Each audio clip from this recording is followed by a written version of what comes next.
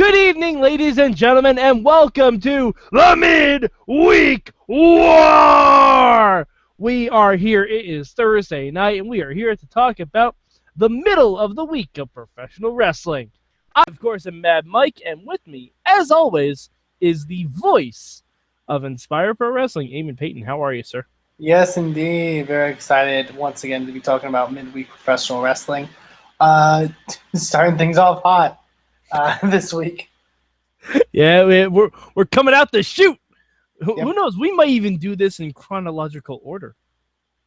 Possibly. That'd be fun. We haven't done that in a while. But yeah, we're here to talk about Impact Wrestling, for better or for worse. Kind of like a marriage, only a really, really abusive marriage. Eamon, what would your one word for Impact be this week? Sigh, like the emotion of sighing, Okay. or the act of sighing. Okay, fair. My one word this week is oh, and that's because I figured something out, which I will get to. But Eamon, what's your good for Impact this week? Now, I did have a good this week. Excellent. And it's an honest to goodness good. And stay with me here, because it's not going to be what I think most people are going to expect as a good. I really like the Al Snow promo. Here's the thing. Okay. Here's the thing. Starting off hot. I don't like. Yeah, okay. I don't necessarily like that they're doing an Al Snow Grado feud, necessarily.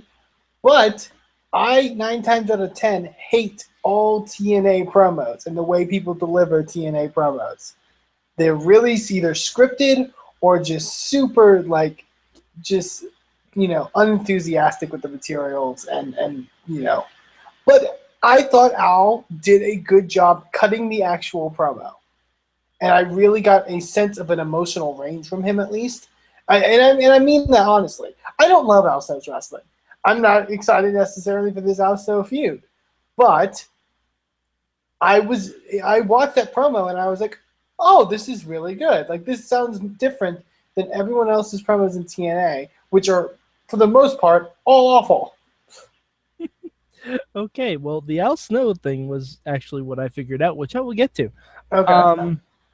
My good for this week is, I had one. I'll say the Knockouts division. Oh, really? No. Hear me out. I like the fact that we are going to see a Knockouts ladder match. That simple fact of it. The fact that it's controlled for some kind of leadership of the Knockouts is ridiculous. Yeah, no, it makes no sense. No, it's completely ridiculous. It makes no sense at all. Why should the leader of the Knockouts be more important than the champion of the Knockouts? And that whole segment was a mess. Was a fucking disaster. Yeah. But I do like that they are getting some kind of cool gimmick match, and there is a story here. We may not like the story, but there is a story, and I will give credit where credit's due. I won't. That's fine. I thought it was really terrible. Because also, here, is anyone going to win this other than, do we honestly believe anyone's going to win this other than Maria? Oh, Velvet Sky's totally going to win. I can't wait till the leader of the Knockouts, Marty Bell, happens. No, that's not going to happen. There's no, leader of the Knockouts. For somebody who hasn't done a lot of wrestling, it's clearly for Maria. So I don't know. The ladder match, yeah, that's cool, but, there's no compelling nature of it because we know who's going to win. Full disclosure, I didn't really like this particular episode of Impact, so I was stretching for goods. That's fair. I was stretching. So Eamon, I'll jump ahead because you've already mentioned what my bad is. Mm-hmm. My bad is the Al Snow segment. Nothing to do with Al Snow. For what he has given, like you said, it was a very good, very impassioned promo. I finally figured out what this gimmick is. And you can tell me if I'm wrong or if I have it completely off. I think this is TNA's take, their hot takes on the Bill DeMott scenario in NXT. How Bill DeMott was Kinda. being abusive to a lot of younger guys, and I think that's what this is. And quite frankly, I think that's disgusting. I think there's obviously there is elements of that can definitely be argued. I mean, the fact that it's a tough enough trainer, Nah. and the fact that, oh, guess what? Grado has already defeated Al Snow. Yeah. So the feud does not make sense. And I think this is just their literal interpretation of what happened with Bill DeMott. But here's the thing: why would they like? I don't know if TNA has like a reason to do that kind of a story. Like they don't have like a like if they're doing it to be like, oh, we're gonna do a Bill DeMott storyline. Why? Like, there's no reason to do it. Well, that's like, an excellent question. You know what I mean? Like, there's nothing compelling them even from a vengeful like side to do this kind of storyline. So for that reason at least. So yeah, I think there's elements of it, but like, I don't know. I still would argue that based off of Al's promo and some of the content, like I love the idea of a veteran who's been doing it since however long, getting upset with a new generation. Because guess what, guys? That's a thing. Like that's a Al Snow's sentiments are shared by a lot of people who have been around the business as long as he has. Like, but wrestlers, not backstage agents and people who have retired. I'd argue that to some degree, though. I think there's a level of, But you know who would be better to do this? Eric Young. On his way out. Yeah, but he hasn't. And I'm not saying Al Snow's achieved more, but he still isn't considered. Like he's only done stuff in TNA. Like he's only been like if he like 10 years down the line when he gets a WWE one, which we can only assume. Yeah, sure, but there's an aspect of paying your dues that people from Al Snow's era believe in, as opposed to Eric Young's era. Yeah, I guess. I don't know. It reeks of something that should not be used in an angle.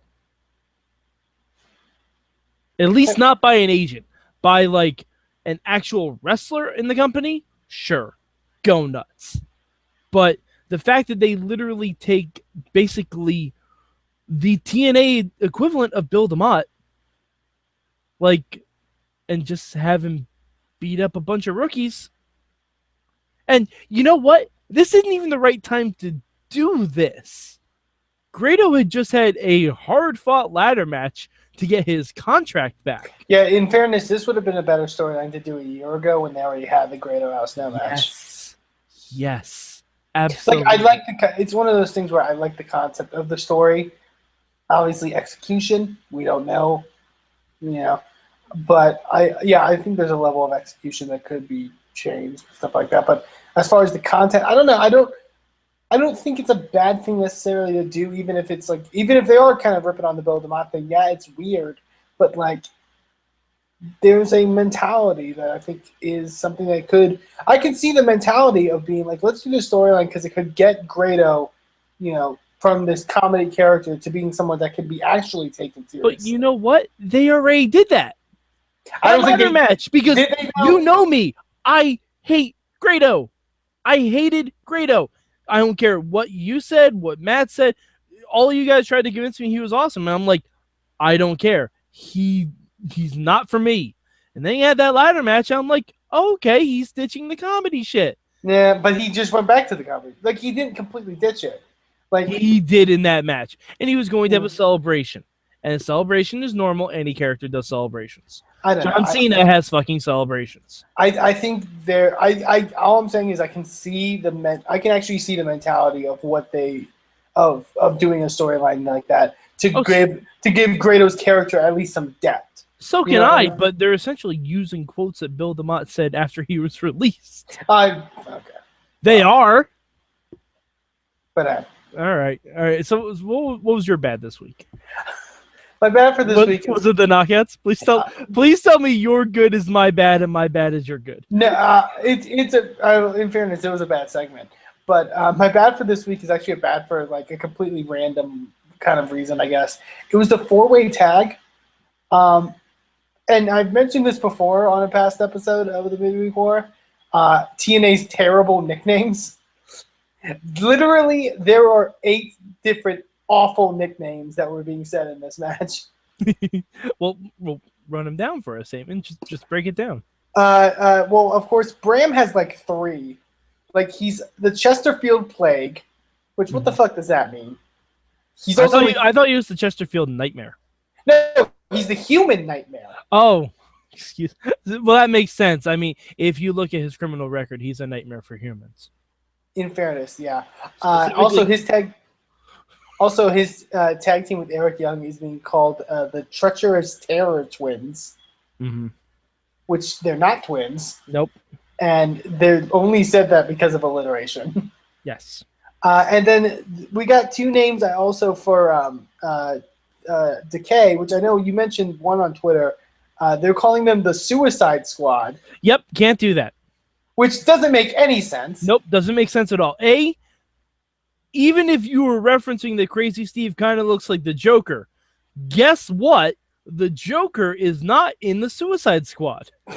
The Joker is who the Suicide Squad is trying to prevent. But also keep in mind, it also counteracts the second nickname they gave them, which are the Death Dealers. So they're dealing death. To be fair, if you're a squad known for suicide, you are dealing death. But to yourself. Just to yourself. Like, I don't mind the nickname the Death Dealers. I don't mind that. I don't like it because it was literally Josh Matthews sitting down and being like, okay, death kind of symbolizes decay. What's a word that's alliterated like that? See, it works for Matt Stryker. It doesn't work for Josh. Yeah, it's... Because Matt Stryker had a few of them on Lucha, too. He had a few. I didn't write them down, but he had a few. But I don't know. Matt Stryker doesn't... Matt Stryker will say them on Lucha. He built up trust. But also Josh Matthews only says nicknames. Like, he spends a majority of the match just calling dudes nicknames instead of calling wrestling moves or psychology or anything. It's literally just like, this is this person's nickname that I've come up with. So basically your bad is Josh. It pretty much. Yeah, I don't blame you. Oh, and so glad that we got Pope back this week. Oh boy. That was going to be my change. My change. I'm just going to jump to it. My change. Get rid of the Pope. Get rid of him.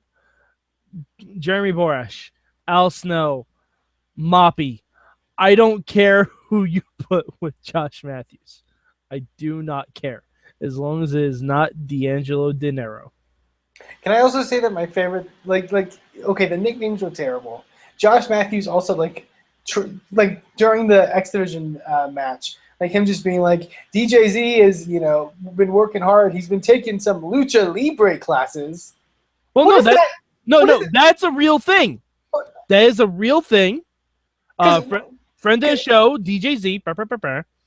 If you follow him on Instagram, he posts a bunch of videos of him taking lucha libre classes. It's not a joke. I'm serious.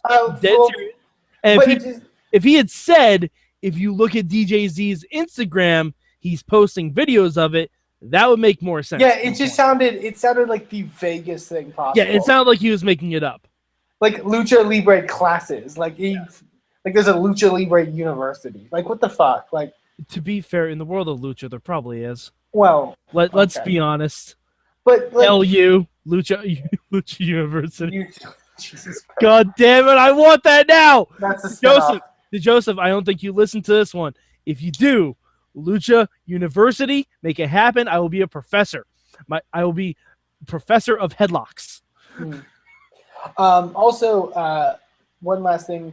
If you want to play a nice drinking game for this episode, drink every time someone says bitch. And drink every time they say Schitt's Creek.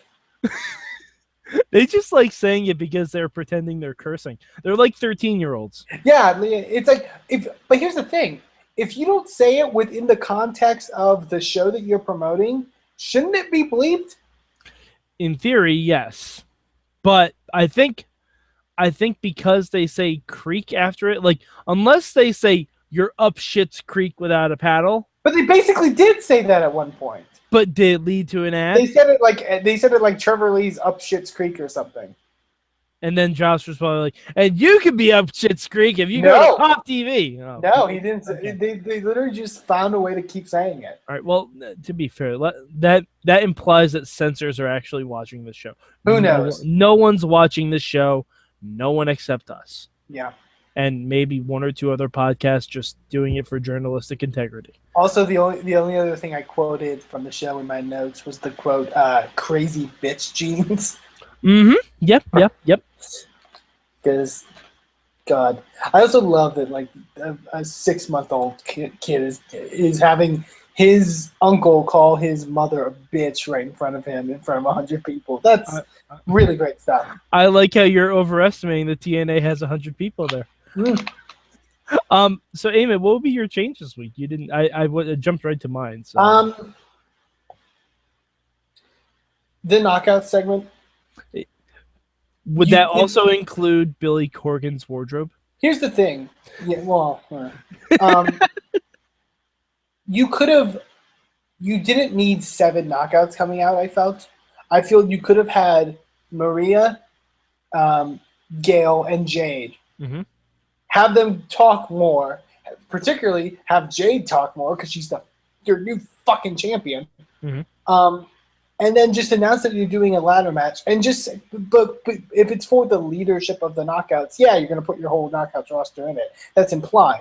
You know what I mean? Like, you didn't have to have Marty Bell dropping their stupid catchphrase, and Velvet Sky and Madison Rain coming out and stuff. Like, they haven't done like what have Velvet and Madison done like in the last like month? Like, yeah, they really haven't. Can we talk about Billy Corgan? Or yeah. I guess as he prefers to be called now, William. What? Okay. Did you catch that? They kept saying that. Was that a promo I missed? Like, was that like? I assume it's because Billy Corgan doesn't want his recognizable name near the product.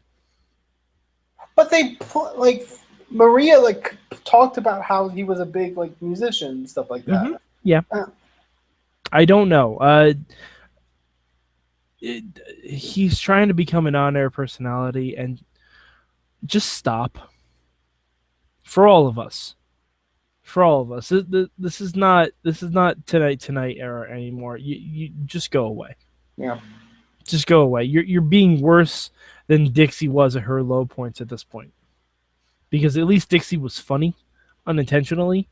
Yeah. You just can't dress yourself. He looks like he went, like his mother took him suit shopping, and he found one, but they still have to bring it to the tailor's for it to fit properly. But his mom was like, "Oh, just go wear it anyway, William. You'll be lovely." Like that's what I saw. I love that. That's Billy Corgan's mom. That sounds exactly like what you would probably sound like. Yeah, of course, naturally. Oh, and did you get to your change? Oh yeah. I said my change first. Another thing about this week's Impact that I wanted to mention: the main event made no fucking sense to me. Nope, none at all. The story was that there was a tag match where the winning Hardy got to pick the stipulation for their match next week. Mm-hmm. Where Matt wanted an I Quit match. Yep. But Jeff wanted Full Metal Mayhem. Mayhem. It's basically the same match. With them, it is.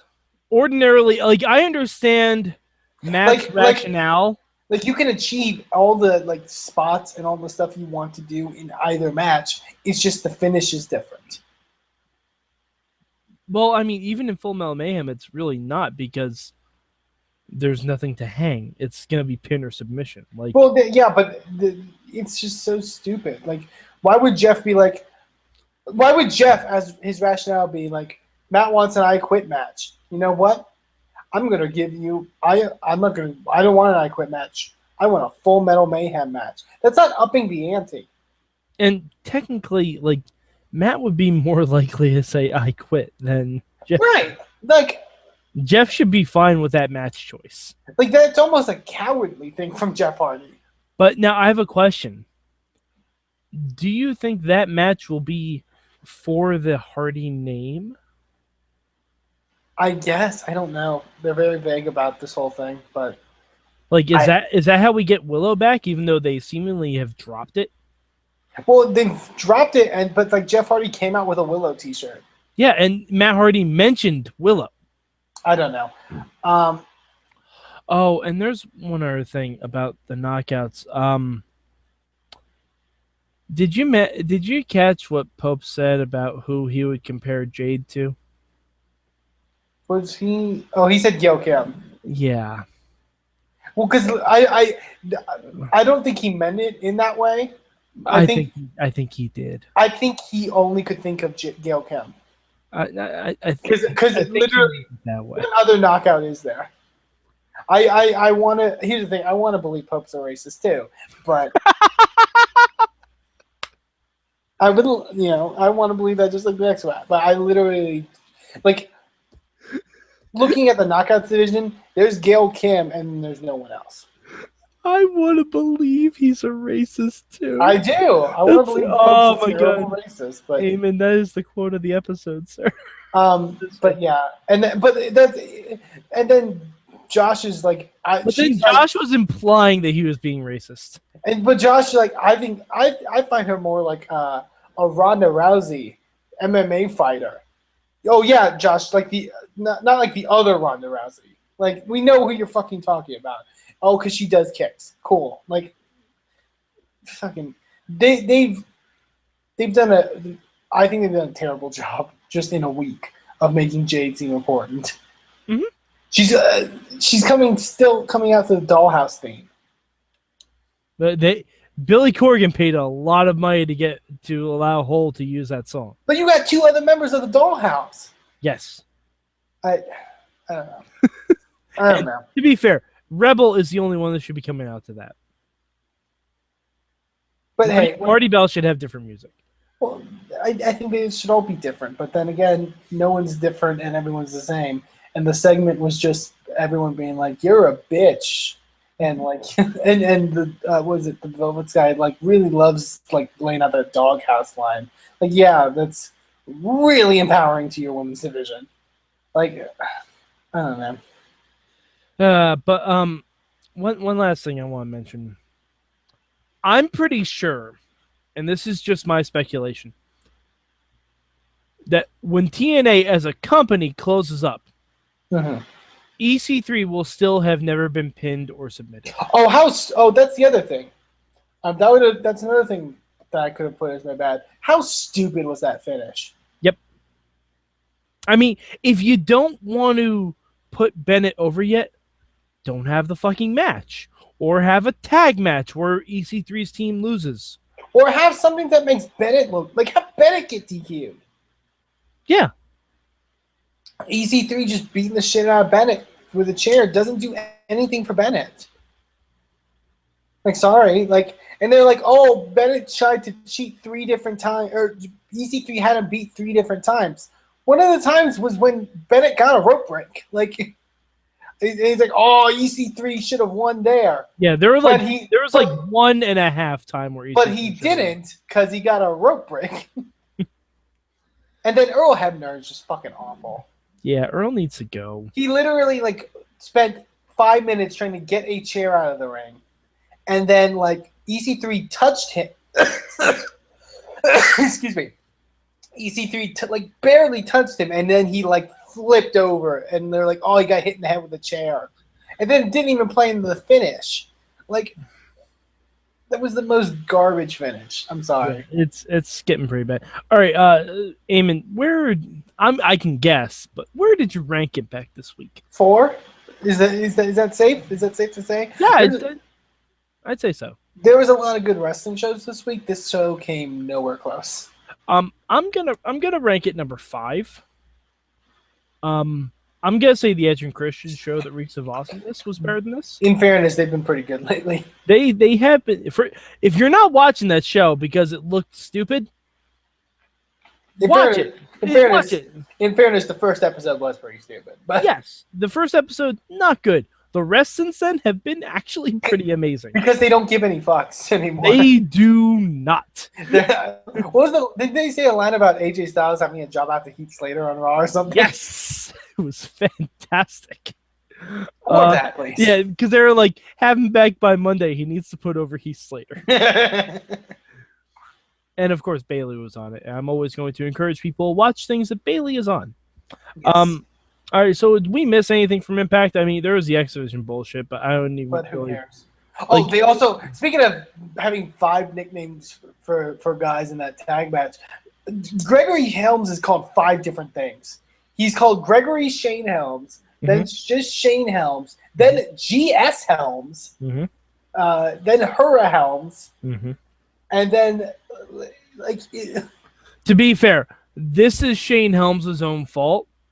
Because he had so many name changes in WWE, I'm pretty sure almost all of those are trademarked. Josh Matthews calling him GS Helms. What the fuck? Like, I don't know. I don't call him Gregory Shane Helmsley for fuck's sake. Might as well. Like, oh God! All right. So, Eamon, where can the good people of the internet find you? You can find me not angry on Twitter at Eamon2Please, and also in the promotion that I work for, Inspire Pro Wrestling, over at InspireProWrestling.com. All right, and you can find me at MadMike4883 on the Twitter machine. Also, feel free to check out the Wrestling Mayhem show proper on Tuesday nights, around about 8 o'clock.